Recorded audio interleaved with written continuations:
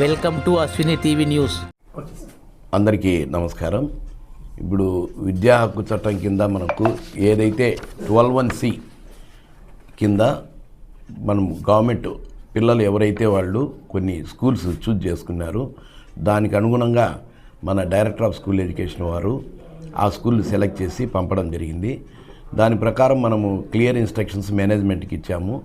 ఒక్క అడ్మిషన్ ఎవరిది డినై చేయకూడదు, ఖచ్చితంగా వాళ్ళందరినీ పాఠశాలలో ఎక్కడైతే వాళ్ళకు సీట్స్ అలాట్ అయ్యాయో ఆ పాఠశాలలో చేర్పించుకోవాలని చెప్పారు. 1149 స్కూళ్ళు మనకు ఇప్పటివరకు అలాట్ అయినాయి లాస్ట్ ఇయర్. ఆ 1149 స్కూళ్ళకు మేము ఇన్స్ట్రక్షన్స్ ఇచ్చాము. లైక్ వైజ్ వాళ్ళు అడ్మిట్ చేసుకున్నారు. రెండో విడత కింద 164 స్కూళ్ళు నిన్న ఇవ్వడం జరిగింది. వాటికి కూడా 164 స్కూళ్ళల్లో కూడా ఇమ్మీడియట్గా అడ్మిట్ చేసుకోమని చెప్పి నైటు వాళ్ళ డేటా ఎంట్రీ కూడా జరిగిపోయింది.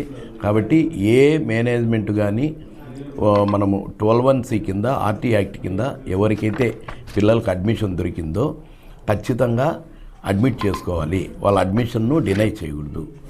అది కంప్లైంట్ వస్తే ఇమ్మీడియట్గా యాక్షన్ తీసుకుంటాం.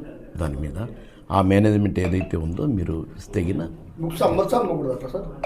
గవర్నమెంట్ ప్రిస్క్రైబ్ చేసిన బుక్స్ అమ్మాలి.